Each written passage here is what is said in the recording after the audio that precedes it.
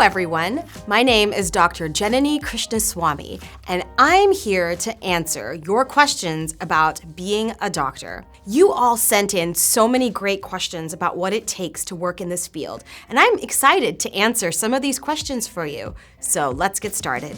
What aspects of practicing medicine do you find the most challenging and why? This is a great question. A lot of people, especially high school students I've worked with, are really enamored with medicine because they think we walk in, wave a magic wand, and everybody gets better, and we're curing disease, and we're saving people's lives every day.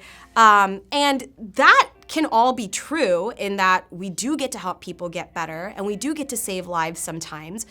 But it's very important to understand that medicine isn't always this glorious thing where all our patients are singing our praises and we feel so great about ourselves every single day. In fact, the hardest thing about medicine is how often we don't know the answer.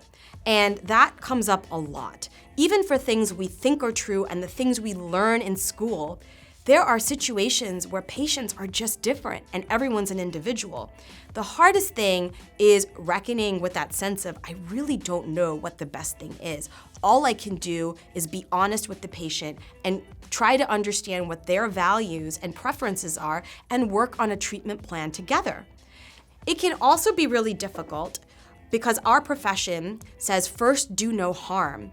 And so sometimes we really don't know what's harmful. We see that everything can have some harms and can have some benefits. So a lot of decision making in medicine is weighing the risks as well as the benefits. And a lot of times it's a judgment call based on our experience, knowledge, research, and in one sense, our gut feeling. So we have to be very honest with patients and we have to be very comfortable with a degree of uncertainty. Did perfectionism and competition ever eat away at you? This is a really great question. People that want to become doctors and physicians themselves and medical students have a really common theme in that they tend to be very perfectionistic.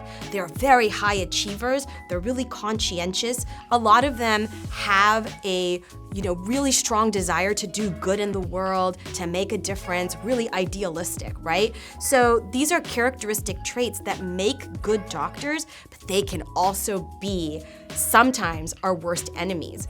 Because if those ingredients are combined with a little bit of impatience and self-judgment, the fact of the matter is you are going to make mistakes. Doctors do make mistakes. And not only when they're practicing medicine, even in medical school. These are all very, very common things. The other aspect of it is that there are always going to be people that seem to have their act together way more than you. And that's also really normal. Even the most successful physicians often talk about this tendency to compare. Even when they're really successful objectively, there is still that attitude and tendency when you're perfectionistic to judge yourself against others. And it absolutely happened to me as well. And it can be a really tough place because not only does it feel bad when you haven't achieved what you think your standard is, but also it seems that other people seem to have it easy and they are, achieving that really easily. And then you feel really alone and isolated. So those are all ingredients of the perfect storm where it can quickly lead to depression, burnout, self-harm, and all of these things. So it's very, very important. A thing I learned was to be very aware of what was happening in my brain. And it sounds really basic, but just awareness and just curiosity about what's going on in the brain can help sort of double check what's going on, question the validity and the truth of what my brain is saying, because you don't have to believe all of the thoughts in your head. Not every thought is true.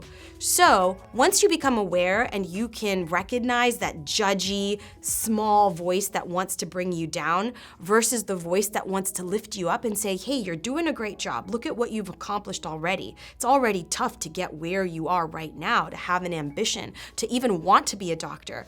So it's very important to understand the voices in your head and go with the voices that are more uplifting, because that's always going to take you down a much better path. If you could say one thing to your younger self, what would it be?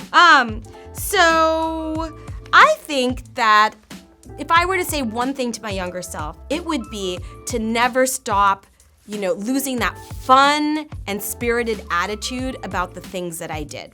So when you get into this field of being a doctor, going into med school, your life can seem to be overtaken, with studying and work. And it just seems like the most important thing in the world to be able to memorize this material, do well on your tests, do well on your step exams.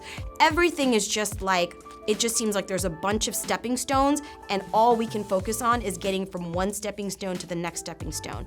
In the process, if you're not careful, you can lose your attitude of fun and joy and playfulness that is so important. If you look at a child, they're full of everything they do is fun because that's how they see the world. Even if it's, something that's like a rock on the floor, it can be exciting to them.